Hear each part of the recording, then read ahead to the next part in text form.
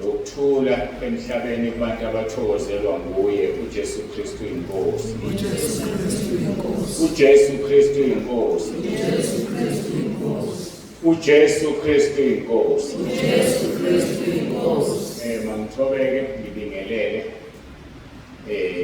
abefundisi, abefundisikazi, obaba, intombi ney'nsizwa, nomama, umphathi wohlelo nosishayela insimbi ngesivumo sethu esithi uJesu Kristu inkosi. Siyambonga-ke uNkulunkulu ukuthi usigcinile sakwazi ukuthi sihlangane namhlanje kulolu suku lwanamhlanje. Ngiyamdumisa kakhulu bengingazi ukuthi ngizoma njengoba mina nje uma kuthi abantu bakwazi ukunaka enye intercession ebemfushane ngendlela emangalisayo engakwazi ukuma, kodwa ngamcela uNkulunkulu ukuthi angisize angiqinise futhi ningaboni futhi ngingayenzi intercession sengihlezi phansi. Uphendulile namanje ngimcelile ukuthi ngishumayele ngiziqede ngihlalanga phansi, amandla awekho kodwa ngiyawezwa manje akhona. Ngiyambonga kakhulu. Asingene-ke ememezelweni khona sizoya-ke ezweni lenkosi, aziziningi zona kakhulu. Sibonge bonke abakhona abafikile, uNkulunkulu angibusise. Sibonge-ke izolo bekunomcimbi ka-Sunday School. Siyambonga uNkulunkulu, ngizwa kuthiwa-ke uhambe kahle kakhulu. Siyambonga uNkulunkulu, uNkulunkulu abusise abazali nabantwana abebekhona la bethathe inxaxheba kulokho bekwenzeka. uNkulunkulu ababusise abantwana, abaqinise, abakhulise. Sibonge-ke nathi kwaNsibande sithole nesipho noma nezipho nomama. Uphezela thisha omkhulu, sengibonga uSunday School ngoba abantu abarongo. Thisha omkhulu usizamile-ke ngezinto ezinhle ngendlela eyisimanga. Akekho-ke umtshelile wathi uya automatic bamemile berali ka-Sunday School namhlanje. Ngibonge-ke futhi onke ama-branch ayenzile le rally bezenzela ngokwabo bengadinganga uxhaso, ngoba ngasho ekuqaleni ngathi angizoxhasa muntu ngoba mina nginey'ngane ey'ningi. Sengikhumbule ihlayi kamama uNsibande ukuthi unebele elide emthethweni umhlaba wonke. Asizulisho-ke ukuthi lihamba nabakhona abakhalayo abathanda indaba sebekhalisa ukuthi angizulisho. Ibambeni lapho nje nezwa lokho ngizokushiya kanjalo umboni nesehlele. Siyambonga uNkulunkulu bonke ababambile uSunday School emabhrejini ahlukene kakhulu-ke mafakathi ngiwathinte ngoba basithumelele iy'thombe zakhona. Bekukuhle, kwakukuhle kulela sonto edlule emafakatini. Bedecorate-ile njengoba besidecorate-ile nathi la sidecorate-ele inkonzo kaMaMnzibande, babedecorate-ile bedecorate-ele uSunday School. Bengazange baxhaswe futhi abazali bakhona-ke abagodoli nemali ngoba phela i-draper lokhu kuyimali enzimakayo. So bekukuhle ngendlela emangalisayo, nani bekukuhle ngokwezinga leli. Ngibonile iy'thombe kunamabhaluni, bekukuhle ngokwezinga leli, kodwa ngeke kufike phela ekudrapeni. Mase kuthiwa kuyadrapwa la kuphuma ama-1,000 ey'mali. Kodwa-ke siyafunda-ke kwabanye abathandayo-ke bayotela iy'thombe babathumelela abanazo, mina nginazo, nibone ukuthi bekwenzakalani. Sifunde kwenye indawo phela ukuthi indlela kuzoba phambili. This time around amafakade abe phambili, sala ngemuva. Angibazi-ke abanye utho ngathi kasala uma soyithola iy'thombe zakhona kunamhlanje bese bakhona-ke abangenzi lutho nje bayihlalele nje. Hhayi-ke nabo amandla abo-ke lawo adala ukuthi bahlale, kodwa nje mina ngiyaliphinda ngimile, angizuxhasa muntu ngoba nginey'ngane ey'ningi. Uma ngixhasa funa ngixhasa ibandla lonke. Can imagine kama-branch mayisewu-35 ukuthi funa ngikhiphe imali ngixhase uSunday School. hayi ngaphe kwami leyo ngeke ngikwenze bazalwane, mhlawumbe ngokuzama uNkulunkulu mayesasidinile eminyakeni ezayo ngingakwenza, kodwa hayi manje. Angazi-ke ngoba uyalikhulisa ibandla eminyakeni ezayo, uma ewu-35 manje amabhentshi mhlawumbe ayobe u-50, futhi kohlale kuwukuhlula nje. Abazali-ke mabangagodoli, qalelani bekuyiqala unyaka, into eyenziwe izingane zenu inhle kakhulu, idinga nje ukuxhaswa, idinga ukulekelelwa, inhle iy'ngane ziqhubeke nayo. Ngezwa-ke bakhala ngo-MC Wayizolo, ngibonanga-ke mina benisemngcwabeni. U-MC Wayizolo asuke ubona ngiyaqhamisisana, mfana wami uthandaze uNkulunkulu akusize, uwe lo ozosusa omama uswane sebebhubhile uzoba u-MC la uma ibandla lingakalandwa. Sambe yahle kakhulu-ke nathi emngcwabeni izolo, uNkulunkulu wangiqinisa futhi nakhona bengazi ukuthi ngizokwazi ukuma, wangiqinisa inkonzo abebekhona-ke bayambonga uNkulunkulu ngayo, sambonga ngibaba uMthembu ongiphelezelile, wangimisa idolo ngoba bengizohamba ngedwa ngempela. Umama kufanele abe la kule ndaba emcimbini yaSunday School, so-ke ubaba uMthembu wangiphelezela, ngiyabonga ngelasi futhi osebuyele endaweni yami ngomdumisi wesikhashana. Siyabonga kakhulu ngelasi, ngiyabonga. Akukho kokunye sengizokusho, kufanele-ke siye ezwini lenkosi. Angimemezele ama-days azayo. Inkonzo yabasha iyaqala ngoLwesihlanu isikhathi u-4, inkonzo iqala ntambama ngo-4, iyaqala ngoLwesihlanu, bese kuthi-ke sibe ney'nkonzo ngoMgqibelo mhla ka-13, inkonzo yokugcina izoba ngesonto mhla ka-14. Mhla ka-16 ngoLwesibili inkonzo yogogo nomkhulu, mhla ka-16 ngoLwesibili. Ngiyethemba senibathintile ngoba ngiqala ukumemezela lokhu, sebeyazi baredi ukuthi bayeza. Simukela noma ubani bagogogo nomkhulu, kodwa into esiyicelayo akungabikho gogo nomkhulu ozofika la singazi. Phela kuyaphela, phela kanjani abantu ongabazi, ngoba kungenza bekuningi kakhulu ukudla abantu bebebancane usale kubole, noma kube kuningi kakhulu kube kuncane ukudla abantu bangeneli baze bayisothi bebeyapho gogo nomkhulu sebekhushukela ukushukela. So-ke siyacela ukuthi abantu bamemile, angazi ngikhetha kanjani la, ngifuna ukungena ukuthi ubani otshelwayo uma kwenzakalani. Ngicabanga ukuthi niyayazi line of communication eninayo, kodwa ngicela kungabikho umuntu ozodla ungaziwa. Bese kuthi-ke mhla ka-20 ngoMgqibelo sinomhlangano, conference, akuyona inkonzo, umhlangano wama-IT specialist. Ayazazile, ayengithintile, asho athi angama-IT. Ngaba nendlela engibaphawula ngayo efonini yami, ngiyabazi, kufanele-ke ngibathumelele isimemo kusukela namhlanje kuya le bonke ababaningi kakhulu. So ukuze baphumele obani abasha abafuna ukufika ngoLwesihlanu balale, ngoba ngiyafisa ukuthi umhlangano wabo, ngoba ngiyasola ukuthi uzoba umuntu uqala ngo-9 ekuseni. 9 ekuseni ngoMgqibelo uyaqala umhlangano wabo. So abafisa ukulala mabasazise, khona bezolungiselela indawo yokulala. Bayofika ekuseni basazise nabo, bese-ke abazobuyela emuva siyafisa futhi ukubazi ukuze sibone obani abazolala balinde inkonzo yomhla ka-21 Sunday. Inkonzo yomhla ka-21 izobe ingaqondene nama-ITs yethu sonke.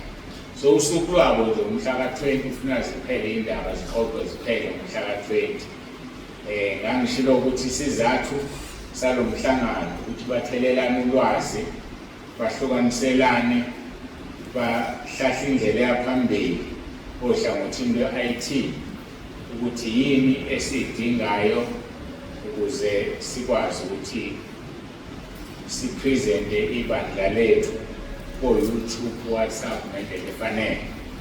ngiyakholwa ukuthi umusa uzobe khona ngoba ngeke phela ngabe ibikho uma ikwazi ukuhlala lesihlala ezikuso esishisayo isihlaleni sami esihlaleni sami ngiyambona wona phezu kwekhushini yami futhi awu leyo madoda akulungile inhlanhla yakho athi ivusiswe ukuthi naye kufanele abe khona bamfishe uze le nto ayenze ngendlela nami sengimtshijile bafika la ngihluleka khona nami ngitijiwe ngokwami ukulinde mina so umusa-ke naye ngikholwa ukuthi kufanele abe khona ukuze azi angazi noma nombiko okufanele nomhlangano khona bazomsiza nakwisawundi yakhe angazi ukuthi angazi nje nami ukuthi le nto engibizile izoba yini izoba njani kodwa ngikwazi ukuthi uNkulunkulu uzoyiphumelelisa ihambe ngendlela efanele.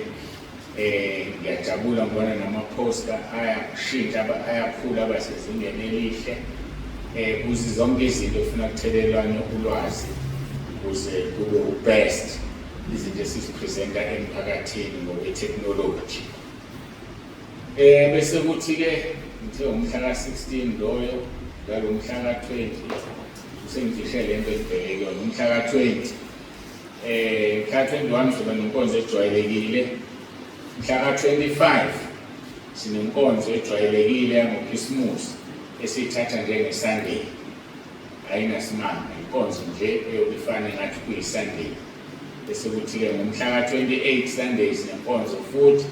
Mhla ka-31 sinenkonzo esibiza ukuthi cross over kodwa kuzokhonza ubusuku sizongena ekuseni ngalesi esingene ngaso ngaphandle makuwukuthi khona bezayo kodwa phela noma bekhona bezayo siqala ngo-10 vele inkonzo. I-intercession ngo-9 lokhu akuzoshintsha. Intercession ngo-9 inkonzo iqale ngo-10 mhla ka-31 uphume ngesikhathi ezophuma ngaso ukuze bakhululeke abafuna ukuhamba bahambe amakuwukuthi kufike abasuke emabhrejini sizoba nayo inkonzo ngoba kusukela ngakusasa mhla ka-1 sizobe siqala umkhosi wenziwe zo-21 umkhosi esiwenza yonke iminyaka kusukela mhla ka-1 sidinga ukudla mhla ka-31 soze sikubone mhla ka-22 uma uNkulunkulu esasidinile engakalandi ibandla. Ngicabanga ukuthi imemezelo zenyanga zanele ziphelele la mhlambe bekungafanele ngidine lokhu ngikhohlwa ukuthi ngizotshela umama phathi isidlo ngidine ngasamtshelanga ngakhohlwa so befanele bedliwe isidlo namhlanje. Ngiyatshela-ke mama mhla ka-21 Disemba kube nenkonzo yesidlo 21 Disemba kube nenkonzo yesidlo. Ikukhohlwa izinto efanele zikhulunywe ekhaya sengikhuluma la ngoba ayithandi ingqondo yabalenga kakhulu. Nokho-ke ngiyabonga umsebenzi kaNkulunkulu wona sengathi awukakalimali kangako. Sengikubikile-ke konke lo mhlamba ngiphazi ukuthi eMtuba umzalwane wethu sikhonza naye uhanjelwe ubaba wekhaya badinga ukuthi-ke umuntu ayekhona ukuthi lowo mngcwabo uhamba ngendlela. Kodwa-ke uma ngikuchaze mhlawumbe ngisamile la ukuthi ngoba ngikhuluma nawo wonke umuntu osentabeni ngikhuluma nawo wonke umuntu osekhaya lezwi kunabantu abasekhaya lezwi asebangene entabeni. Ngifuna ukuyicacisa le nto yokungcwaba. Ibandla selilikhulu kakhulu ngeke ngikwazi ukungcwaba umuntu nomuntu oshonile. So abefundisi ngiyacela babe ready ukudeploywa bafakwe lapha nalaphaya bayongcwaba abantu abashonile noma abashonelwe. Sengize ngakubeka amahlombe ami ukuthi uma-ke kuthiwa kusho umfundisi iminako kufanele ngimngcwabe. Umfundisi mina kufanele ngimngcwabe. Mhlawumbe-ke namakhosikazi abo angazi ngoba inkinga yila uthi uJesu yeka abafile bangcwaba abafileyo babo wena kulandela. So uma-ke kunendawo kufanele ngiyoshumayela kuyona njengoba ku-booked up to 2027 abantu sebelinde iminyaka emibili ukuthi ngiyeza sekuqhamuka isifo sekufanele ngithi angisayi ngiyongcwaba umuntu angizwakali kahle uJesu washo wathi yeka bafike abangcwaba abafileyo babo. So-ke kusobala ukuthi-ke sekugcina kufanele ngingcwaba abefundisi kuphela. Kube inhlanhla-ke yaloyo naloyo njengasemtuba nje usongcwaba umkhwenyana womzalwane okwenzayo yena bengakhonzi nakukhonza. So-ke kwaba nalowo musa ukuthi kube ngingenzi lutho ngaphambi kuyozo-attend Sunday school ngase ngiyayapho. So ngenzela ukuthi kungabi nomsindo kusasa. Kuthiwa akaseze emngcwabeni kaSibanibani akade khona igama elibalulekelayo. Nini ade umdumisi ngifunele isingisi ekade umdumisi kodwa wahamba wangcwaba umuntu nje bengakhonzi nanathi bafethu ngicela ni-understand ibandla likhulu mangisaphila baningi abefundisi nalento yakhokhoba abantu ngabona banakile kungasusa umsindo mase kufika la ngasewazi ukungena la emanzini babhadisa ngoba kuyeza napho uJesu akalanda ibandla ngiqale ngifaka abefundisi babhadisa usibekhala abanye mina bengifuna ukuthi ibandla ngifakicwile oyena kanti kuyafana ngakusebenza ukuthi ubani mawusesentabeni dilwe yinina ngoba bakwenzile bakwenze on my behalf. Ake ngithi mhlawumbe kube kuhle ngixoxe leyo nto ngoba kubuyisho sekushonile sithiwa esengithi mina ngikwazi ukuze kuthiwe nganwayo endaweni ethile olele nje bafowethu angizungcwaba umuntu kodwa malivele lithuba njengela izolo hayi ngiyofika emngcwabeni. Umsebenzi uNkulunkulu asewenze usumkhulu kakhulu ngoba njengoba igroup inabantu abawu-10,300 kulo 10,300 plus minus 2,000 bayintabeni. So labo bantu-ke uma beyintabeni-ke badimanda ukuthi-ke abefundisi babe nobani. Umqhele wakho, isibusiso sakho, ukuthunywa uhambe uyongcwaba somewhere. Umqhele wakho nesibusiso sakho ezulwini. Ayike angidlule ngicabanga ukuthi sekwanele lokho. What a mighty God we serve. What a mighty God we serve. What a mighty God.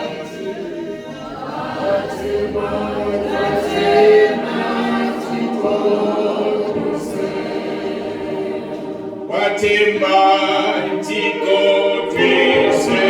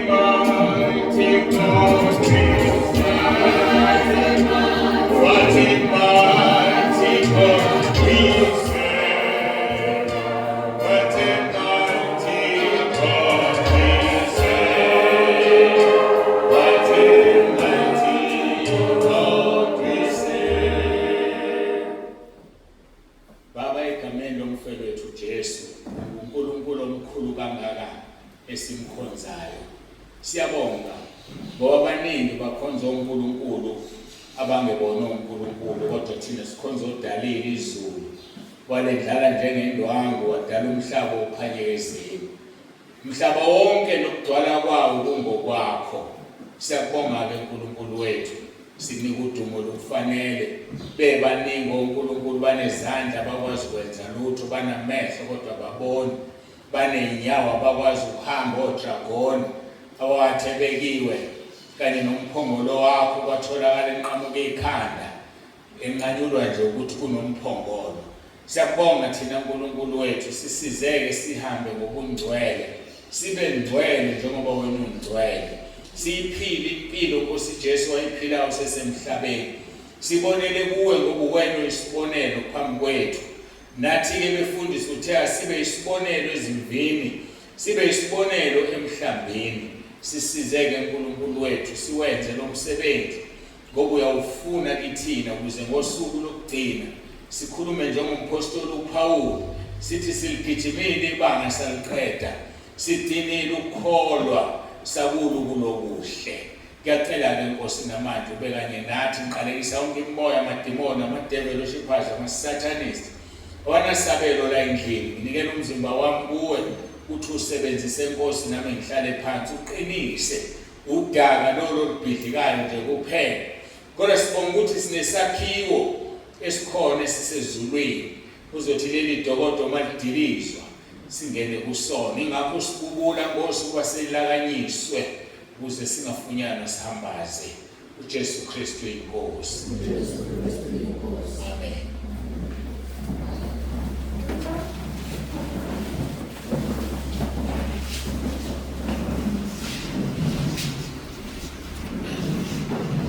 Sizovula-ke izwi lenkosi Timotheo wesibili chapter 3 verse 4 part number 22. Angizokumbuza singilindele ngizobuza angizobuza ukuthi part number bani. Part number 22 ufundeka-ke kanje verse 4 ngokuqala verse 4 ngizwakala sifuna ngibuyele lapha ku verse 1. Abadukisi bezikhathi zokugcina isihloko leso. Kepha yazilokhu ukuthi ensukwini zokugcina kuza kuvela ngiyabonga izikhathi ezinzima ngokuba abantu bazakuba ngabazithandayo nabathanda imali nabazigabisayo nabazidlayo nabahlambalazayo nabangalaleli abazali nabangabongiyo nabahlazisayo nabangenalo uthando nabahlebi nabangazithibi nabangenabumnene nabangathanda okuhle. Verse 4 esisekuwe sigqile kuye u3 yena ngicela sikaMthinthi. Verse 4 nabakhapheli nabanamawala nabakhukhumele nabathanda injabulo kunokuthanda uNkulunkulu nabanesimo sokumesaba uNkulunkulu kepha amandla akho bewaphika lapho-ke obagwema. Siyambonga kuNkulunkulu. Sigqileke verse 4. Enkonzweni edluleke part 21 sikhulume ngokuthi kunezimpawu ezingu7 zabanamawala noma okhandashisa noma ondabulukhulu. Sathi lezi zinto ziwu7. Sakhuluma-ke ngezimbili nokho kwaba kuphela. Sizoqhubeka-ke no-number 3 wezimpawu zokhandashisa. Bangikhumbuze-ke zonke lezi mpawu. Number 1 esakhuluma ngaye abasokile ezinhlizweni nasezindlebeni zabo. Number 2 bamelana njalo nomoya ongcwele. Number 3 esokhuluma ngaye bazingela babulale abaprofeti. Number 4 esingezufika kuye namhlanje babulala abamemezela ukuza kolungile. Number 5 bangabakhapheli ngoba bakhaphela olungileyo inkosi Jesu Kristu. Number 6 bayahluleka ukugcina umthetho nezwi lakhe. Number 7 bayahluleka ukwenza izwi. Konmahluko phakathi kokugcina nokulenza. Sizokhuluma-ke ukuthi babulala abaprofeti. uJesu Kristu inkosi. uJesu Kristu inkosi. uJesu Kristu inkosi. Lolu hlobo-ke oluzingela izinceku zikaNkulunkulu lunenhlamba, banolimo olubi, banamawala, banomina, bazifunela okwabo, abanandaba nomunye umuntu. Abantu abazingela abaprofeti. Yebo, esikhathini esidlulile abaprofeti ngesikhathi bezingelwa babezingelwa ngegama in the true sense of ukuzingela babulala. Namhlanje bayazingelwa, basazozingelwa in the true sense of zingelwa, kodwa bayazingelwa namanje.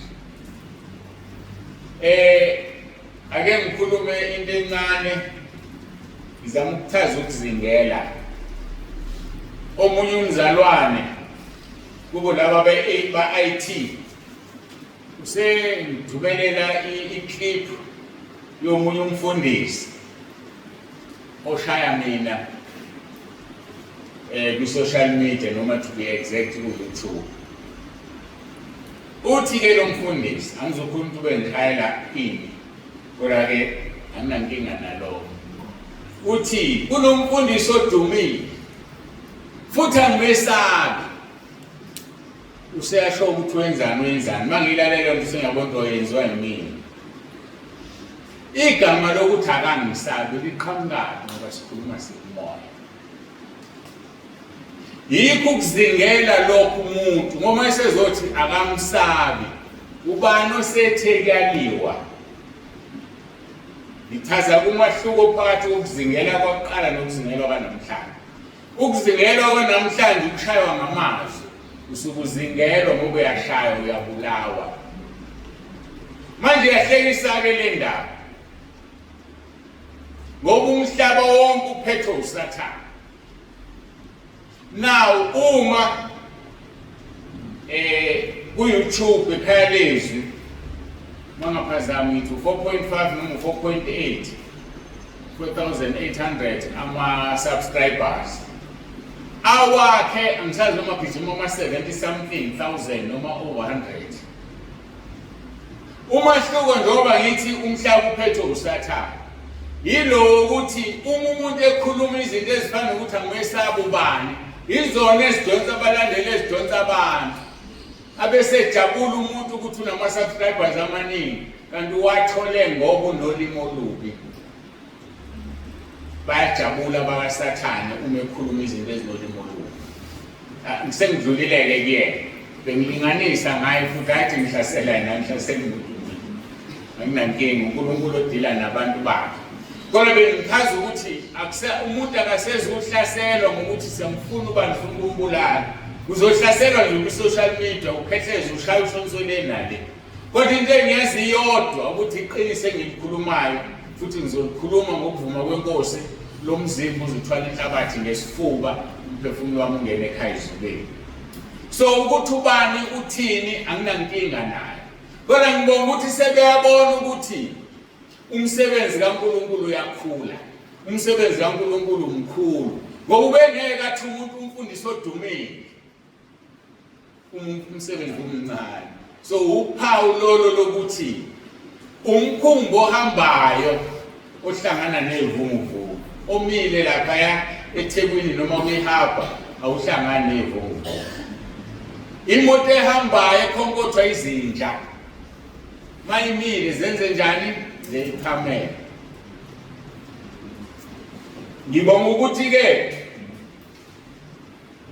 abantu bazosho yonke into abayithandayo ngoba nginjani? Ngiyahamba, angimile. Kube bengimile, hayi wonke umuntu bezodecide ukwenzani? Ukuzothoyiletha la phezulu kwabo. So hayi anginayo-ke leyo nhlahla, bazokhuluma nje. Ngihlonipha leli gama engilishilo ukuthi imoto ehamba ziyayikhonkotha izinto, abangikhonkhothi-ke mina abazali bami. Kuphela nje bayangikhehleza, bayangishaya. Kodwa-ke ngenhlanhla enkulu abashayi mina, bashaya lo ongibele. Basazoqhubeka futhi kakhulu, sekuncane kabi lo. Usazoqhutsheka ngoba uNkulunkulu uyawenza umsebenzi wakhe mkhulu ngendlela emangalisayo. Abantu bamangalisa ubani nalo uphumaphi lo. Kade kuphi yonke le minyaka eqhamuke sevela. Babengekho emhlanganweni wami noNkulunkulu. Ngiphethwe i-COVID ngo-2020, ngingitshele ePolishane liyathi wathi sekuyisikhathi sakhe. Isikhathi salo-ke lelitshe, umuntu uyathanda akathanda isikhathi sakhe. Okwami kuphela ukuthi angivume ngithobeke, ngithwethwe ngenziwe noma yini ayifuna uJesu ukuze ngikwazi ukuthwala umsebenzi wakhe. So-ke ngithekele lolu hlobo oluzingela izinceku zikaNkulunkulu lunenhlamba, banolimo olubi, banamawala, banomina, bazifunela okwabo, abanandaba nomunye umuntu. Kubike uma uzokuthola abazalwane ebandleni umzalwane abe nomina athi mina kimi akwenze ukuthi umina loyo uphakama loyo. uNkulunkulu uyasuka kumuntu ophakeme uthanda abantu abazithobile. Lithi izwi lenkosi zithobeni phansi kwesandla sikaNkulunkulu ukuze uSathane anibalekele. So uSathane ngeke akubalekele uma uphakeme. uSathane uma efuna ukuthola indawo kuwe ukufaka umoya wokuphakama njengoba ufaka ko-Eva. Wathi hayi uNkulunkulu uyanikhohlisa ngeke nife. Ubona ukuthi nizofana naye nilingane naye. Ubani ungafuni ukulingana noNkulunkulu? Umuntu ovuleka amehlo kamoya. Kodwa ungavulekile amehlo kamoya awuyithanze enhle leyo lingane noNkulunkulu. Kanti useyabaleka uNkulunkulu kwena usezokushiya umoya. So wabashaya kanjalo Adam no-Eva. Ngakho-ke masiqapheleni nawe nami mazingeni ethe sikuwona uzishaya uSathane ngokuphakama. Bethi abantu uyabona wena usudumisa usudlulo andiswane manje wena. Sekufanele babeke wena nawe vele ubode. Yazi bangibambezela laba ngisaya lapha ePolpiti. Kanti sekushayela uSathane. So kufanele umqaphele noma yiphi level okuyona khona impakamo ekhona ekhokhobelayo uma ingakakubambi. Zibheke ukuthi akakubambi. And khona obaba impakamo enzima ngendlela emangalisayo iqashile. Ngokuzazi ukuthi ngubaba la ekhaya ngishawu 5. Udimande nezinto obungazenzela nje nawe. Uzidimanda ngoba ubani? Ubaba usubhakeme. Kanti yena lokwenzelayo kanagazi. Umphumuzane niyena. Hayi ngubaba mina la ekhaya. Hayi mase ngishila yakho kufanele angiphendule. Uphakeme. Yehla kwehlele phansi ngokuthi Jesu uzosiphuma kuwena. Hayike ake sibuke lezi zinto esengikhulume ngazo. Okokuqala lithi izwi lenkosi ngenhlamba. Ngoba inhlamba kufanele ingaphumi emlonyeni wakho uma uzibiza ngomntwana kaNkulunkulu. Ngaxoxa ngomunye umama ongasekho manje sesenkosini engathi ngihlezi kwakhe. Angazi umzukulu wakhe wenzani. Ngezwe sekuphuma inhlamba. Lathuka ngathi awukodwa bakithi. Ngiyaziniza ngilele noma ngiyapha. Usibani lokho ikhipha inhlamba wayeseyikhiphile naye wabakaza wangibuka wabakaza. Hayi siphumile. Ngoba kunjalo. Uma umuntu enesimo sokumkhonza uNkulunkulu kanti amandla yawaphika. Hayi uNkulunkulu vele kudalule ngesikhathi sakhe. Kanti noSathane uyadalulana. Yasikele sithi uNkulunkulu odalulana njani. Kanti noSathane uyamdalula umuntu. Athi yazi ngathi ngifihlekile. Ake ngivele ukuthi mina engibusayo la. Bese yavela uSathane. Awusakwazi kwenza lokho. Hayi uyavela uSathane. Ngisathi siqala ibandla la silisitende emzingazi ngo-2011. Khona umfana omncane ngifake na-11 no-12. Enamadimoni ukuthi makukhuleka wahlanya gijima itende lonke. Wakhulekela kuthemba kwenkonzo kwahlalwa phansi naye kwaxoxa nje kwaba nomama. Kahle kahle kwenzakalani mfana kuwena? Wathi hayi mina ngisebenza emkhathini. Hawu usebenza emkhathini? Wathi hayi yabona ubhoro laba sinabo. Kanti uSathane emthethisa lezi nsuku umbhoro. Ethi yeka lento wena usulokhu uthi uJesu Jesu Jesu. Musulokhu uphamisa uJesu osho kancane ungasho kaningi ukuthi uJesu. Bathi ngizowathatha phela lamandla ngikunikeze wona. So uyabona ukuthi silutheka kanjani emabandleni. So igama lakhe lelokuthi umbhoro alinikezwe uSathane ekuthwaleni. Okufanele athi ngegama likaMbhoro wayisho njalo naye. Mayengashongo njalo athi ngegama likaJehova. Kufanele aliphathe likaJesu. Mayeliphathe kanye noma kabili esontweni enkonzweni eyodwa sekwanele. Mase liphatha kaningi uSathane uxabana naye. So liphathelwa ukuthi laba abanamehlo avulekile bangathi esiyaphuma inkonzo umbhora kanzathi uJesu. Kanti uhleze etrapini uphethwe umuntu othwele osebenzela isitha. So kunjalo ke emhlabeni. Ngokufanele ke wazi ukuthi inhlamba iyaziphumela. uSathane yakudalula. Mayisekwenza umfihle kakhulu ekhaya awuthi ngivele. Abantu bazozibaxa ukuthi ukholwa ngempela uSibani bani. Ithi ngivele babonde ekhaya ukhonza nini. Mawufunda-ke sikhuluma ngenhlamba kwamanje. 1 Peter chapter 3 verse 9. Lithi izwi lenkosi lingaphindisi okubi ngokubi nokuthuka ngokuthuka, kepha kakhulu manibusise ngokuba nabizelwa lokho ukuba nidle ifa lokubusisa. Sifanele ukubusisa. Umlomo wethu akufanele ukhuluma izinto ezimbi. Uyathuka ngapha, uyabusisa ngapha. Ukhulekela abantu ngapha, uphinde uqalekisa abantu ngapha. Kufanele kwenzeke kumzalwane. Khona lesiqalekiso esifihlakele esikhishwa abazalwane. Umzalwane enzekelwe into athi yazi usibanibani akamazi uNkulunkulu engimkhonzayo. Usuke uqalekisa, usabukhipha isiqalekiso. uNkulunkulu omkhonzayo uthi ungaphindisi okubi nokubi. Musuze umphathe nje nokumphatha. Uma ufisa ukumphatha uthana Nkosi, ishela kuwena sekwenzekile lokhu. Kukhona ubonile, uyasazi isizathu. Lithi izwi lenkosi kukho konke bongani ukuba kuyintando kaNkulunkulu. So umuntu mayengithuka mangibonge ngoba kuyintando kaNkulunkulu. Mozoqala usitshenge hayi wena owakho uNkulunkulu, hayi wena ngeke kwenziwa kuwena. Wena uNkulunkulu wakho uyaqalekisa. Phela ukuthi awusikhiphile isiqale sami usikhiphile nenhliziyo. So ke kuthiwa sidalela ukudla ifa lokubusisa. Now kubiza ukuthi ubusise ukuze ubusiswe. Ngeke ubusiswe ungabusiswe. uJesu Kristu inkosi. uJesu Kristu inkosi. uJesu Kristu inkosi. Asibheke isihloko sesibili. Ngithe banolimo olubi, banamawala. Lolu hlobo lwabantu abazingela abaprofeti. Ngoba bazingela ngolimi. uTimotheo wokuqala chapter 5 verse 13 uthi futhi ke bafunda nokuvilapha bezula izindlu ngezindlu, bengavilaphi nje kuphela kepha behleba bezigaqa ngokungekwabo bekhuluma okungafanele. Bantu abanjani abanolimo obuluka abanamawala? Uyazigaqa nje endabeni ongezona ezakho. Uzigaqelane endabeni ongezona ezakho.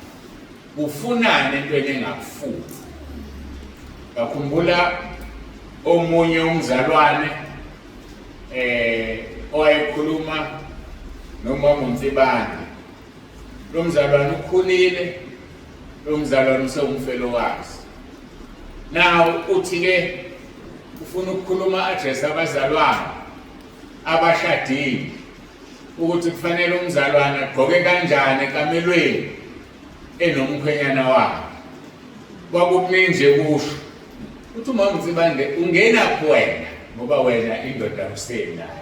Uzitshela abantu abanamadoda ukuthi kufanele benzeni.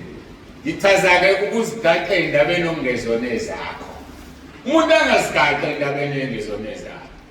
Angathi engeyena umfelokazi afuna uku-addressa abafelokazi. Bazothina abafelokazi. Uyabadelela noma uzobaqhoshela ngoba unendoda. Okwazi umama nothi ukhule kanjani neyale ezinhle. Ungayala mhlawumbe kuthiwa kusashoniwe kuhleziwe. Kodwa ukuthi usuke nje uthi ngisayoyala abafelokazi. Uma bekubuza wena washonelwa nini wena? Thama indoda ikhona. Uzosihleka la. Kuthina sena manje. Uyayibona lo umuntu angasigaqa empilweni ongeyona yakhe. Ungathi umusha khuluma indaba zabantu abadala. Ingakho umfundisi omusha ku-limited kabi ukushumayela kwakhe. Ngoba kaganiwe musha. Lithi iBhayibheli kufanele abe nonkosikazi. Khona ezokwazi uku-addressa zonke igaba ebandleni. So ke kunabazalwane abazigaqa endabeni ongezona ezabo. Okwazi ukuzigaqa endabeni ongeyona yakho. Zigaqa kwezakho izindaba. Njengoba ngangikhuluma nje ngesonto edlule, abantu ababezigaqa ezindabeni ongezona ezabo. Afuneki zazi ukuthi usuka la uphela la. Umngcele wakho uqala la uphela la nakwelikaMnqondo. Ngoba igcinile izwakala into ekhulumayo ngoba wena ukho kuleso sigaba. Ngena kuleso sigaba bese uaddressa labo bantu. So ke sengibuye understand ukuthi indaba uNkulunkulu engibize very late in my life ngo-2010 ngoba ubazi ukuthi kuzoba nabantu abadala kufanele ma-address, kuzoba nabasha, kuzoba nabaphathi nendawo. So ngifitha yonke indawo. Awukwazi uvele uthatha umuntu omncane uzombeka la uthi akaphatha inkonzo a-address abantu abadala. Ngokhona amagama angakwazi ukuwasha. Yeke ingane encane ifike la umuntu ona 25 24 azothi akufanele mfebe isifebe ashwashwa vele uthi le ngane yasithuka izokhuluma ngegama elikhulu kangakaphathi wena. Kanti ukhulumiswe. Yayibona lona. Kodwa uma usukhulile uyakwazi ukulisho ulingalumeli lingabilindi ngoba ukhulile ukhuluma nabantu abakhulile. So kufanele sizazi izinto. Yikho-ke lithi izwi lokukhuluma la ngokuthi laba bantu abazingela abaprofethi banolimi olubi abayazi into kufanele bayikhulume nento ongafanele bayikhulume. Abayazi into kufanele yebo izwi livulekele noma ubani. Kodwa khona izwi uma usemncane ongeke ulikhulume kubantu abadala. Ngoba wena iminyaka yakhe yakuphikisa ukuthi ukhulume ngaleyo. Ngoba kufanele sihloniphe. Uzasho uPaul la etshela uTimotheo ethi ungayikhaphi indoda endala ihloniphe. So akakwazi ukuliphatha ngendlela efanele ibani. Kodwa yibo labo abagijima kakhulu. Igama lompostoli ligcwele khona abapostoli yiyo abafana abancane la. So ke kufuneka abantu abangavilaphi. Abantu abangahleli. Abantu abangazigaqi ezindabeni okungezona ezabo bekhuluma okungafanele. Kahle hle mas addressa le issue yokuhleba, umzalwane ohlebayo usenkingeni. Ngoba umzalwane ohlebayo akamsabi uNkulunkulu. Mawuzazi ukuthi usho ukuhleba is because awumsabi uNkulunkulu. Lithi izwi lenkosi Matthew 10:28 ningabesaba abantu ababulala umzimba bengenawenza lutho. Umuntu ohlebayo akamsabi kanjani uNkulunkulu? Ngoba mayifika umuntu eqala ekhuluma ngomuntu uyasaba futhi uyabona ukuthi uyahleba, uyasaba untshenthe ungeke ungakhuluma ngegama lomuntu. Umsabe. Ngoba umsabe uNkulunkulu. Ngoba usaba uNkulunkulu uzomtshela lalela la mfowethu. Ngitshela ungamhlebisi.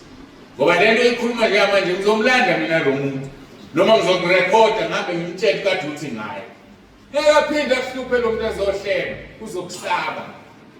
Kodwa manje uyasaba wena ukumela uNkulunkulu wakho. Unamahloni ukutshela umuntu ukuthi awufuni ukuhleba. Asihlukaneni nokuhleba bazalwane. Ngoba ngeke umuntu angene ezulwini. Uthi uba umkhizwe owafa ngolesihlanu ngo4 wavuka ngakusasa ngabo2 mayesha. Uthi wayehlezi lapha esihogweni. Hayi bese sinomlilo la kuhlala khona isihogo sidwene kaningi. Khona la abantu besha khona la behlushwa khona. Yena ke wayehlezi la kuphuzwa khona wayekade ephuza. Uthi utshwala beyashisa. Kodwa futhi uyabomela uyakufuna ukuphuza ungasakufuni ukushisa. Uthi kokhona abahlebayo la eduze kwabo. Iqembu la abahlebayo. Uthi ulimselo olukhulu lungaka bayahleba. Abasafuni ukuhleba bakhuluma amagama abantu khona esihogweni. Ngoba isono sakho sokufumana uzoyenza lento uphakathi esihogweni. So hlukananike abazalwana abahluka nje nokuhleba. Umqondo umuntu ongakwazi umqondo umsaba mbothandaza utshela uNkulunkulu wakho Nkosi ngicela ukukhuza usibani bani owenza u1 2 no3. Asiyeke nje ukuhleba. Ukuhleba akusindawo. uJesu Kristu inkosi. uJesu Kristu inkosi. Yitheke number 3 banomina bazifunela okwabo. Uyingozi umzalwane nomina. Uyingozi kuwe ngoba into enhle akucabangela yona. Makuthiwa kuyaphakwa la lokho bekuyiteshi nje bayeza abasha. Ufika gijimisa amehlo okuqala. Athi ngiphakelele yanyanga. Awu uyakhomba yena abanye abantu bengakhombi. Onjani lokhombayo? Onomina. Yini angafuni iqathe elikhulu udliwa abanye. Ngisho emakhaya makuthiwa kuyaphakwa. Hayi yena ufuna okungcono nje okwakhe. Umina. Uzosifogweni mawunomina. Lithi izwi lenkosi Philip chapter 2 verse 3 and 4 ningenzi lutho ngombango nangodumo lweswe. Ningenzi lutho ngombango nangodumo lweswe. Kepha ngokuthobeka nishayise ngathi abanye bakhulu kunani. Emnyango la bakuhloniphisa abelungu bathi ladies first. Kodwa nje iqiniso lithi emnyango dedela omunye umuntu ukuthi umdala noma uyingane dedela omunye umuntu kuze kusho omunye athi awutha umdala ngicela uphume ekhaya bese uyaphuma. Kodwa ngeke ufunde ukudedela abantu. Ushayise ngathi abanye bakhulu kunawe. Ushayise ngathi abanye badala kunawe. Uzobusiswe ezulwini. Ningenzi lutho ngombango nangodumo lwezwe. Khona lento engithi ngiyibalekele. Kuthiwa mangiyikhulume. Senze ikhulume. Mangifunda ngeleli ngathi ngifunda ngeminute ago. Ningenzi lutho ngombango nangodumo lwezwe. Zokhuluma statement esibuhlungu abafundi. Abangangibethele ngaso laba be-social media mabethanda ngendaba futhi ukusethe uNkulunkulu angikusho. Ningenzi lutho ngombango nangodumo lwezwe. Usukenzani umuntu mayevotelwa? Awukho umbango lapho nodumo lwezwe. Nakho angishongo ukuthi uba ikhansela kuyisona. Angishongo ukuthi uba ubani kuyisona, kodwa iqiniso nandi lithi ungenzi lutho ngombango nangodumo lwezwe. Mase sibanga ngifuna ukuvotelwa kakhulu kunomunye akulona umbango nodumo lwezwe. Kunjalo njengithi ngizama ukuyidoda ledwa hayi ngiyabhidezela kuthiwa ngisho sengishilo kodwa angishongo ukuthi uba ikhansela yisona, kodwa ningenzi lutho ngombango nangodumo lwezwe. And ma ufuna uba nesikhundla sepolitiki udumo lwezwe vele lithi singakwenzi sengishilo. Ake ngiphinde ngifunde kahle. Ningenzi lutho ngombango nangodumo lwezwe kepha ngokuthobeka nishayise ngathi abanye bakhulu kunani. Khumbula umfundisi ngakayixoxa indaba yomfundisi. Sasisenkonzweni zabefundisi kwelinye ibandla. Siphumile inkonzo kuyophaka. Ayike sibambe ulayini ke sinabefundisi siyophaka. Hawu, nawo umunye umfundisi uqhiqe ngamaplate amabili. Uyashushumba impela uyalapha la kulalwa ngakhona. Bambuze kabanye abamahawundoda. Wasuphuma amaplate amabili wadlonke. Cha we Bishop Langa, ngeke phela lizobamba ulayini la. Bishop Langa libambe layini. Singaze akhaya Bishop libambe layini. Sifana sonke singabefundisi. Umina uyingozi umuntu onomina. Ufukuzise umunye umfundisi manje ngoba nakho umphethe. Akayena kophaka ufuneka aphakele thumenye indoda hambe umphakele. Bayingozi abantu abanomina ngentshela. Nasenganeni uthuma mina njalo bathungana osibanibani. Lo mina njalo lo sekuwumina. Ziningabi izinto ezinomina. Hayi mina ngikudla ukuthi yazi khona abantu abazosho esikogweni bashele ukudla bangakudli ngoba bengabukanga ukuthi kuletho ubani. Dlula kulokhu ukudla ubuka umuntu okulethile bese uyanqaba uzophakama esikogweni. Ngithi yazi sengilahlekene nonke njengamanje. Ngafundiswa lesakazi esengizalayo. Mhlambe nana-ke ngimfundise. Njengoba singabantwana bakaNkulunkulu nizohamba niyokhuleka ekhaya elithize. Nifike kuleli khaya linogogo. Yayihluphekela Nkosi yami logogo. Nimenzele umkhuleko ngoba vele nani ngithanda bona laba asebekhathele.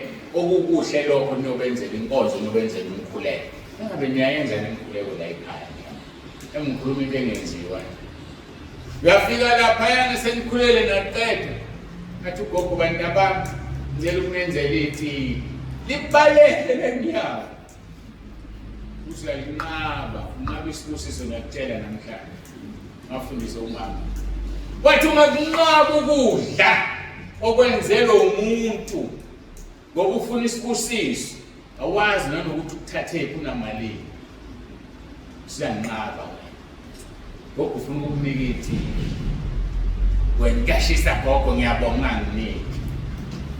Kuzokwenza into enhle la ekhaya waletha isibusiso usuphuma nesiqalekiso.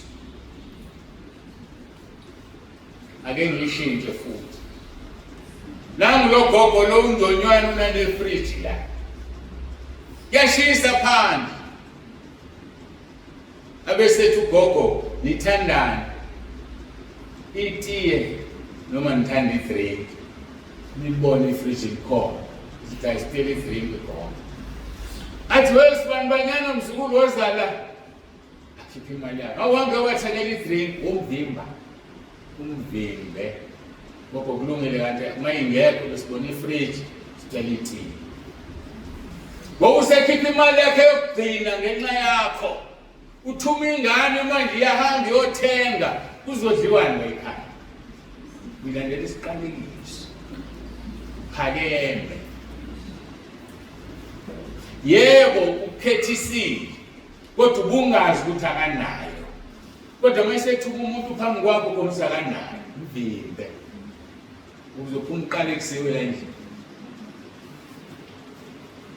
umina kumzalwana akafuneki wamukela noma yini ebekwa phambi kwakho ngoba wazi lo muntu uthi unakho inokuya awukhethi ngaphandle mawusemkhosini kodwa nasemkhosini uthekha isimo awuveli nje unqaba ukudla ngoba nakho usemkhosini kodwa futhi awuzuvuma ukudla ngoba nakho sengizosho lento engizoyisho ngoba ukukholwa phakathi kwakho noNkulunkulu wakho hayi ngitsiba ake ngaya ngapha kwahlabisi bengibizile angizokuchaza okuningi engake ngakusho kwababekhona ngifuna ukuya lapha ekudleni kodwa angikwazi ukuya ekudleni ngadlulile akufanele ngidlule ukuze ku-understandeke ukuze abantu bangadideki ukuthi khona isikhathi ufanele uphume emkhosini ngoba kufanele uthi uzile ukudla uphume for that hour noma that minute udle usemkhosini angikale nje kahle ngoba izodinga abaningi kusasa abantu sebeze bayiphumelele emkhosini athi wakungekho ngamzokwenza kanti uphumile emkhosini usulandela isiqalekiso ezulwini lathi umuntu umzalwane waseGoli eBrentini yaseGoli wayishonelwe izikuzongathwa lapha ahlabisi so bengakwazi ukuza ngaphandle kwalo ozalwa khona bangicela ukuthi ngihambe ngiye khona ngolesibili ngangasifaki isicathulo khona eyivelela uzwaneni ngolesibili kube khona izwi elithi uzothi mabefike bethi shumayela lapha ithi inkosi ngoshumayela ngozwa ngawe umtshele bese kuyadlula ngithuleke nginganaki futhi zihambe insuku angisifake isicathulo ngifaka uphaca ubhozo wami ulimele uma sezihambile insuku ngithi kwakungolesingaphi ngoba lesine ngiyacabanga noma ngolesihlanu iphinde kubuye lelizwi lento engathi serious nje kanti inkosi ngizofika ngishumayele na ayithuleke ngithi ukubheka izwi idlule ngikhohlwa vuka ekuseni ngomgqibelo ngithatha iveni ngishone kwahlabisi ngithi mase ngiyongena iBhayibheli angiliphethe libuye lelizwi uzoshumayela ngani makuthiwa shumayela nazi indaba ikhula ngithathe leli elidala nelisha ngihambe nawo mabili ayivhe ngihlale ngibalelile ngesikhathi ngiyangazi ngasidinga ngihlale angithi ngibona ngibhake ngaphandle kwegate umuzi nje wesizulu angingenile ngoba nakhona izinto azibona ziningawazi ukubona upakeni iy'melele ayilokhu bengena nje abantu ngiyababona akubonakali kahle etendeni akwazi ukubona sebebaningi noma banjani ibuka isikhathi ngivula iwindi ngithi asikanti ivula isicaba ngithi ngiyaphuma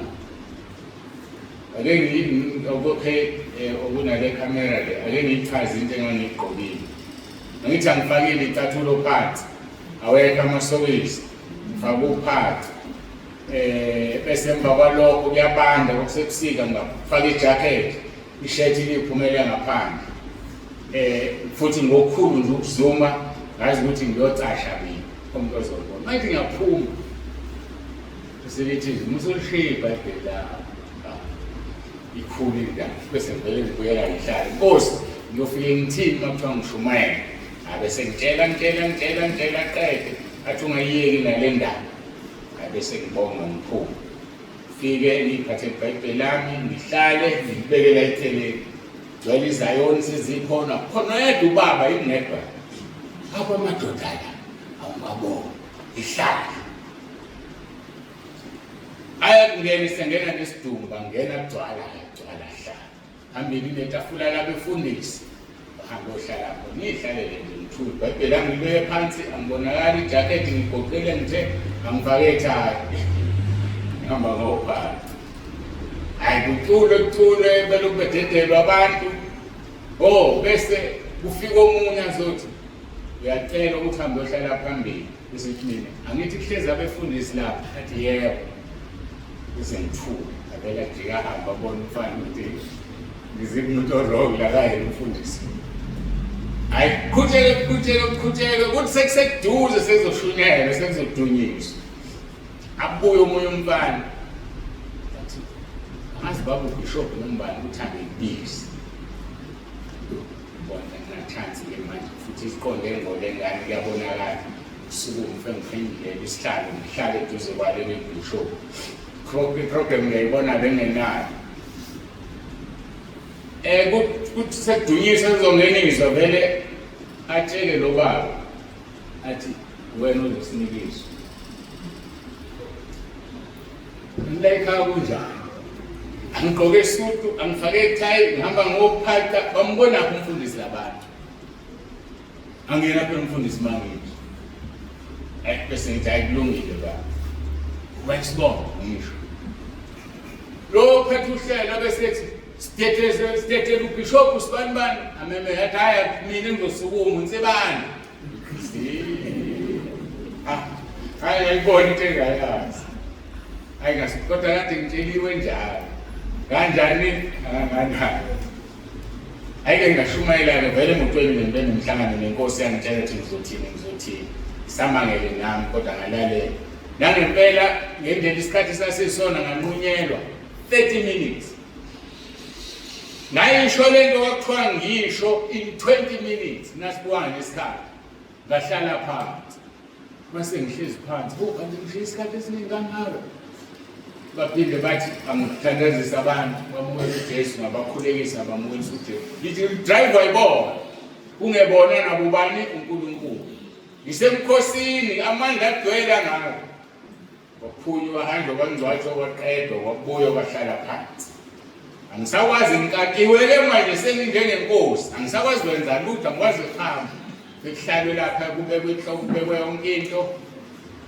engase ngiyabona ukuthi aboma ngadlila ngizobalimaza abantu basebethandaza Nkosi ngicela ungaphumi emkhosini kodwa ngihle manje qede futhi ngiqhubeke nomkhosi wami so ngizama ukuthi kunezikhathi okufanele uphume emkhosini ngoba labantu sasihleze around namadoda amadala ngizothi ithi angidli sebengiwishipha kangaka sebengibone angazi bangibonani babezothi ngibabukela phansi ngiyabadelela ebona lonto so ke kukhona isikhathi ukuthi usemkhosini kuphoqa ukuthi phuma manje kodwa hayi ngoba uphuma udla uqeda ukudla qhubeke nomkhosi so into ejathi ngixoxelele indaba ngoba khona abanye abazokubeyishayekele nje befuna ukuphuma emkhosini athi ngangiphoqe isimo eqamba manje akuphunywe emkhosini masongenile kodwa zikhona izimo eziphoqayo so ke sikhuluma ngabantu abanjani abanomina ngisuka lapha yakulona ukuthi iBishop alubambu la yini asidluleke lapha uJesu Kristu inkosi uJesu Kristu inkosi sekumise musa lapha bese sicula kancane siyabonga kasiqhubeke uJesu Kristu inkosi uJesu Kristu inkosi asiqedeleke lelizwi ningenzi lutho ngombango nangodumo lwezwe kepha ngokuthobeka nishayise ngathi abanye bakhulu kunani yilo naloyo angabheki okwakhe kepha yiloyo abheke nokwabanye lokhu uNkulunkulu akufuna umzalwane hayi umzalwane ogombela kwesakhe gcina usunomona uhala ugcina usuminza udle kakhulu ugule futhi wena ngoba kade udla. Nalento leyo ukuthi makuyiphakela ukudla ufike uphaka ukudla okuningi. Ubugovu lo. Nayithi yazi igovu inja lenkulu enomlomo omkhulu. Afike umuntu ebona ukudla kukuningi, inyama iningi, phaka iplate inkomo. Athe sedla kumhlulu ukudla kuzodla ubani sizothini. Isono leso. Phaka ukudla okungangawe, udle uqede okungenani ongasuthanga ukuthi ngiyacela ukuphinda. Akusona isono ukucela ukuphinda. Kodwa kuyisono ukulahla ukudla, akulahla ukudla. Indaba kamina njalo yonke le. Phaka yonke ubona inyama, ubona enhlelana, ubona enhlelana. Duma ikhanda manje lento kuthiwa ngifana nekati, kathi kubizi nana kuthiwa lithi. Umuntu usengena umoya wekati. Kodwa umzalwane lo. Base Korinte bokuqala chapter 10 verse 24 no 33. Angabikho sifunelo kwakhe, kodwa kube yilona loyo afunela omunye. Into enhle ifunela omunye umuntu usizifunela wena. Ngoba ngesikhathi uzifunela wena unomono nomhawu. Sathane yakushaya uzidina esibhobhweni. Njengokuba nami kusho uPaul verse 33, njengokuba nami ngithokozisa bonke ngakho konke ngingafuni ukusiza mina kodwa ukusiza abaningi ukuze basindiswe. Sebenzisa into ezosetshenziswa abantu bonke. Angazi indaba ngiyanisa ukudla namhlanje. Nansi drink, nanku juice. Sobe zimbili entathu drink mhlambe no juice. Mdala njengoba ngimdala nje ba-ofarishe mina kuqala. Ngilisebenzisa ilungelo lami lokudala. Akukho wrong lo. Kodwa uma ufunela abanye ucabangelanela ekhaya. Bazokwenzana ujuice uvuliwe uhalf, icoke uhalf, lemon twist uhalf, konke kuhalf lo beyitika nje into ayithandayo. It's wrong. Khomisana abebedlala abanengqondo bonke. Kufanele nivumelane bafowethu sizophuzana yini esiyithandayo sonke soyiphuza. Singavuli yonke le drink. Yayibona ukhombisa ukuthi awucabangeli wena. Ngiyeni juice mina ngiphuza ijuice. Mina ngithanda icoke sekuyavulwa nje kuyavulwa kumhlule kube uhalf. Benze njani la ekhaya? Bathatha boyithi. Nayithi iphuma isteam la idrink ayisaphuzeki isiyabheka. Asifunda ukucabangela abanye abantu, ucabangela amakhaya esiwavakashela. Maniba ningana yini esizoyiphuza sivula into eyodwa. Masiqeda sidlulele kwenye sonke. Kuze kube khona ezogcina ingavulile. Oqhamuke nami mina nginoshukela. Mina ngidla ukuthi mina. Ayisebenzishukela la uzofa ngale glass eyodwa oyiphuzile. Uzofa. Yazi abantu bayi-apply isikhopho nje sikhaleni ungenzeke lutho. Sebeyithatha abantu lento bayitreat isabasiza. Abanye babo sebekhuluma amagama abuhlungu abazolahlelwa wona nabo. Bale ngobani wena. Lithizwe lenkosi maye kuloyili ingeziza ngayo. Ngona uboshitho lokusile entanyeni ngaphansi kujule embolwane. Okwesine, laba bantu abanandaba nomunye umuntu. Sithele uhlobo oluzingela izinceku zaNkulunkulu lunenhlamba, banolimo olubi, banamawala, banomina, bazifunela okwabo, ugcineni abanandaba nomunye umuntu. Abase Roma 12 verse 10, 9, 11 to 21 zowathinta ndoba ngwahlelela ngiqale ngeyiphambili ngivele kwelisemuva. Uthi Roma 12 verse 10, thandani ngenhliziyo ngothando lobuzalwane ekwazisananeni nandulelane. Kusho ukuthini lo? Uma umthanda umzalwane wakho uyamazisa umenze akwandulele. Kade ngikhuluma ngongena eminyango. Mhlawumbe naye lensizwa kwasibili. Ingangendodana yami noma ingaphansi kwendodana yami. Yazi kanyazi indodana yami siyashona phela. Kodwa ngibona ngathi ingane kuyona. Ngibade yashona. Noma emagama uma siyongena eminyango akhela athi angidede kube ngithi hayi ngena ndodana ngena kuqala. Senze njani? ekwazisananeni kwethu siyandulelana ngenzizwi. Akoni naye ngoba yena oqale ethi uyangidedela. Sezokufanele ngihloniphe singabani manje ayihamba ndodana. Sekufanele akwenze akusona isono ngoba ungidedela. Okuba ukuthi uhamba nomuntu omdala usongena eqala emnyango umdedela. Iphi inhlonipho la? Iphi inhlonipho? Kodwa mase kusho yena mhloniphe ukwenze. Awoni. Hayi sesiba ngumnyango. Ngena ndodana hayi baba wena. Ngena ndodana hayi baba. Kodwa esenangqondo leyo nto leyo. Siyahloniphana. Nami ngenzizwi ngiyadedela umncane. Ngoba ke bukwenzile nawe hlonipha wenze njani uhambe phambili. Izwi ke lifuna siphile lo mpilo. Ngixolele ngiyomniwa. Izwi ke lifuna siphile lo mpilo.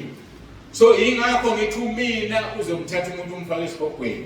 Thandanani ngenhliziyo ngothando lobuzalwane ekwazisananeni nandulelana. Uthando besiyani malungabi lokuzenzisa. Nenyanya okubi nibambelele kokuhle. Ungazenzisi. Siwenza phela nabo ekushunyayeliwe phela esenzothiwa ngisayenzile nto othi ngiyenze uyazenzisa. Akusuke enhlizweni yakho. Zidayisele i-idea kuqula lo muntu uwe. Ulale phansi ube ngumncane ucabangele omunye umuntu. Verse 11. Ekukhuthaleni ningenqeni. Ukwenqena kuyisono. Thanda umuntu ake yazi ngiyafuna ukushayela kodwa ngiyanqena. Ngizoshanela ntambama. Salothi isono izukweni. Avela ngene umuntu. Sunamahlolo ukungenisa endlini ngoba ushanelile. Ushini uNkulunkulu awangabonda uyena wathi shanela wathi ngiyanqena. Bando umthetho uyanqena. Umdalo wakho sesilethileke isivakashi. Hamba umuntu hey ngazi umthembo sibanibani ukubona enkonzweni. Awulinuku. Kanti awulona inuku wawenqena ngempela. Awuhlali nesimo. Sathane befuna ukudalula edalo wami lo. Ake bebone lokuhlala usweka lapha esontweni. Uthi uyinuku wena. Nuku kakufuneki. Ekukhuthaleni ningenqeni nivuthe emoyeni nikhonze inkosi. Ethembeni nikhonze osizini. Nibekezele ekukhulekeni niqinisele njalo. uJesu Kristu inkosi. uJesu Kristu inkosi. Ukuzeke ulishayele lidimoni hlanganyelane nabangcwele ekusweleni kwabo. Nikhuthale ukungenisa izihamba. Hlanganyela nabantu abangcwele ekusweleni kwabo. Umntwana kaNkulunkulu akangasweli bafowethu sikhona. Umntwana kaNkulunkulu akangalambi sikhona. Bekumele sonke siphile impilo yobufowethu, brotherhood. Mawubona umunye ukuthi uswele awunawo amandla ninzo omunye umzalwane umbone ngathi ungconywana noma ke tshela mina noma uma unginsebana ke usibanibani angathakandaba so batanisa nathi sibone senze njani adle so ekusweleni bafowethu akangabikho umzalwane oswelayo ngcono kuswela umuntu olapha ngaphandle singamazi kodwa hayi la endlini kube khona umuntu siphuma lana ngazi ukuthi uzolala endlini sikhona iphutha lelo uNkulunkulu singayivumi leyo asithandaneni ngothando lobuzalwane sikhuthale kusweleni sihlanganyele nabazalwane lithi sikhuthale ukungenisa izihambi lapha kumaHebheru kuthiwa abanye bangenisa ingelosi bengazi khuthalelani ukungenisa izihambi babusiseni abanizingelayo busisane ningaqalekisi thokozani nabathokozayo nikhale nabakhalayo umntwana kaNkulunkulu kufanele kufike kuleso simo mawuphuma la kumakhalane kushoniwe kade uhleka la ngeke esimweni sakho okwazi ukufuza uyahleka bazothi ababhuqa so kufanele ukwenza hayi ngoba uzenzise kodwa ngoba kufanele sibe yikho konke kubo bonke ukuze ukukholwa kwethu kube nobufakazi lithi manibe enhliziyonye ningazindli okuphakemeyo kodwa yaneliswani ngokuphansi ningazishayi abahlakaniphileyo yaneliswa ngokuphansi zindlani ningazindli ngokuphakemeyo Ungacabanga ukuthi uphakeme kunalokho yikhona. Bukela abanye abantu phansi. uJesu uthi omncane ongelutho yena uzongena ezulwini. Yikho abafundisa ukugeza inyawo. Amabandla siyakwenza practically ke. Angikwazi kangisho ukuthi mina ngaze ngithethe ngigeza abantu inyawo. Ngatshela ukuthi angohlonipha wonke umuntu ngithobele. Ukugeza inyawo lokho. Ngoba uNkulunkulu ufuna sizithobe siye kuphakama. Ningaphindiseli umuntu okubi ngokubi, nakanokuhle phambi kwabantu bonke. Elijulile leli vesi. Nakanokuhle phambi kwabantu. Noma ngabe khona into ethize ekuphambanisile nonkosikazi wakho, noma ekuphambanisile nomuntu ohlezi naye ekhaya noma osondelene naye, mase kuphakathi kwabantu nakanokuhle. Yenzani sengathi izinto zinhle zihamba kahle. Nihambe noyilungise esithi inkinga yenu.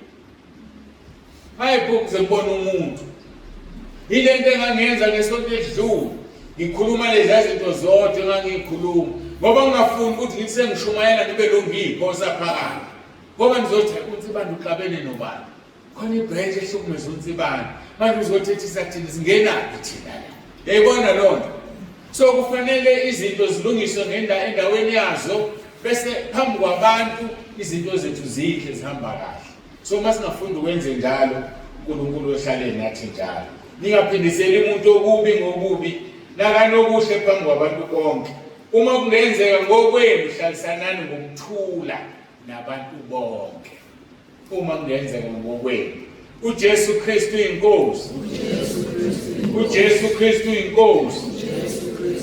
Ningaziphindiseli nina bathanda, kodwa dedelani ulaka ngokuba kulotshiwe ukuthi ngokwami ukuphindisela ngiyakubuyisela mina isho inkosi. Akafuneki umzalwane onolaka.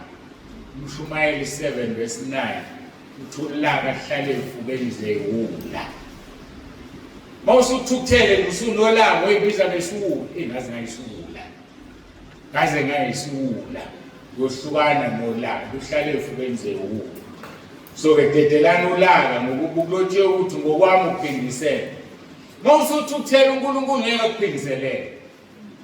Kunalokho uzophindiselela lo mthukuthelele okuhlukumezile ashaya wena mthukutheli.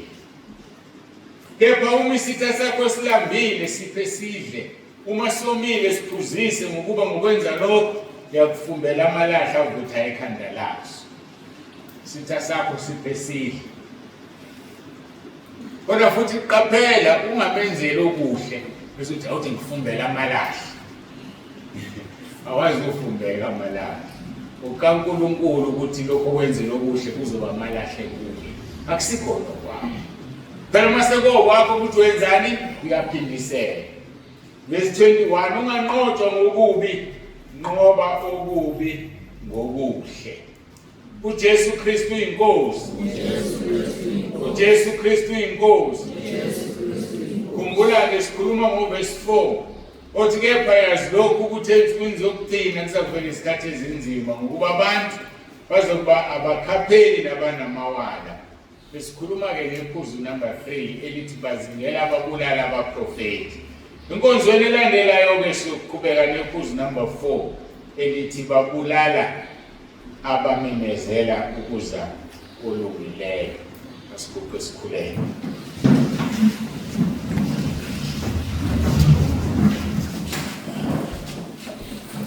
Babolungileyo babongcwele uNkulunkulu nomusa siyabonga sesithoba phambi kobuso bakho sibonga izwi lakho nezinto esesizifundile namhlanje. Ezinye zazo engizikhumbula ukuthi ngafundiswa umama ongizalayo. Kusho ukuthi kusewumqhele wakhe Nkosi, siyabonga kakhulu. Sifunda indima okufanele siyenze singabazali ukuthi izinto esizifundisa izingane zethu ngisho sesifile ziyozenza. Zisho zithi ngayifunda kusibanibani umama wami nombaba wami. Sisize sibe ngabazali abaqotho, bazali abafundisa izingane izinto ezifanele ezoziphilisa kuze kube ingona phakathi. Izinto ezokwenza izingane zihlonishwe. Ngiyathandaza Nkosi, ngiyacela ibakanye nathi ke namanje sibonga izwi lakho, sibonga bonke. Siza ke Nkosi abantwana bakho bahlale kuwe bangasuki. noma umoya wombuso bavukela bangayishiyi indawo yabo. Siyabonga uJesu Kristu inkosi.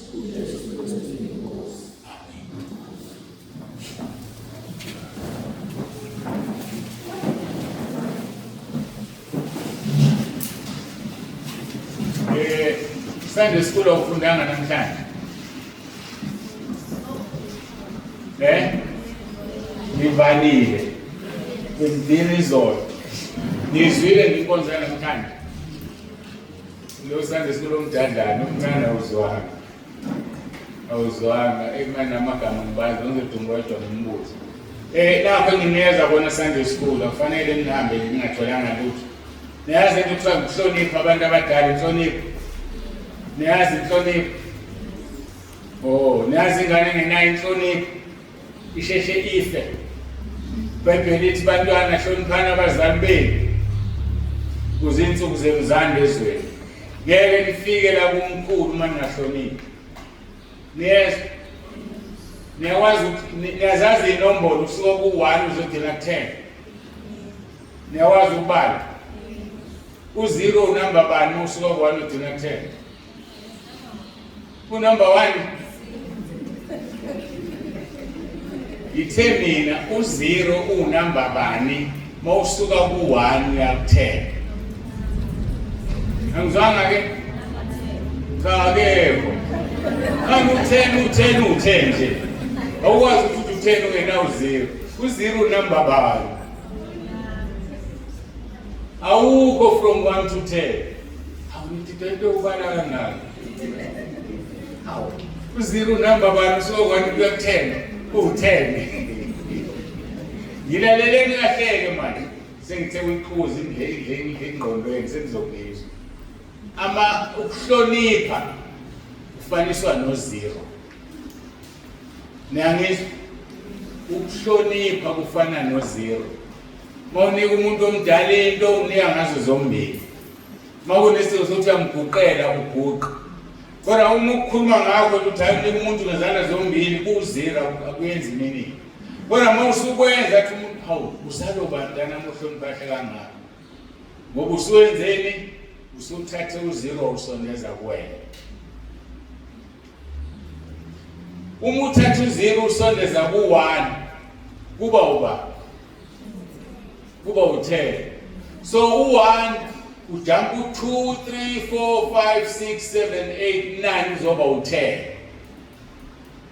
Ama-manners ukuhlonipha ku-0. So uma uthatha inhlonipho uyisondeza kuyo ivelu yakho uyakhula. Uyahlonishwa. U-1 weqi inombolo eziningi ayoba u-10 ngoba usondeze bani? U-0. Nawe uma usondeza inhlonipho kuwe uyokhula ukuhlonishwa nabantu abadala. Nasithola isifundo esifushane kuphelele 5 minutes. Bathi ohlelo sengiphetile. Benza ukuthi ingane zingahambi zingatholanga lutho. Nabadala batholile.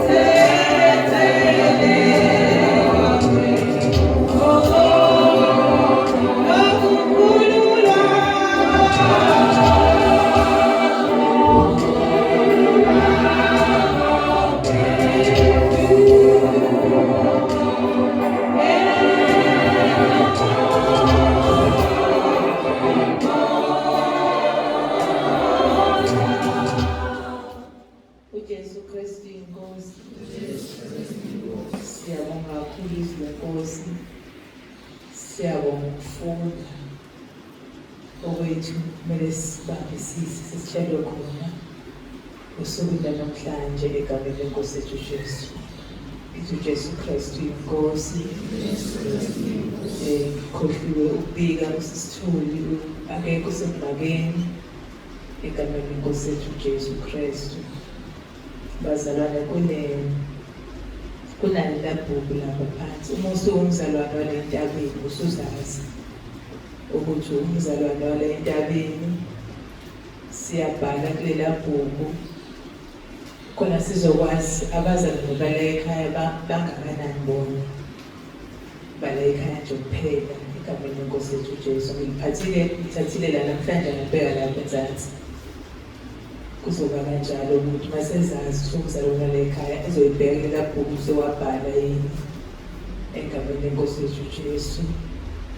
Okunye futhi kunebhuku engiphathile namhlanje lawo 5 rand, so inyanga yokugcina le nyakeni lawo 50 rand, inyanga yokugcina le nyakeni. Ozaziyo useke waqala uzobheka ukuthi ukweleta isikweletu esingakanani. Kodwa-ke ngicabanga ushila kumzalwane nakumzalwane ukuthi mekweleta noma uyakhokha noma akakhokhi qala esangonyaka ozayo angazi izoshiyela kumzalwane ukuthi ukweleta kangakanani egameni leNkosi yethu Jesu. Sesiya ekhonzweni yomnikelo egameni leNkosi yethu Jesu. uDavid ecela amandla walibulala impele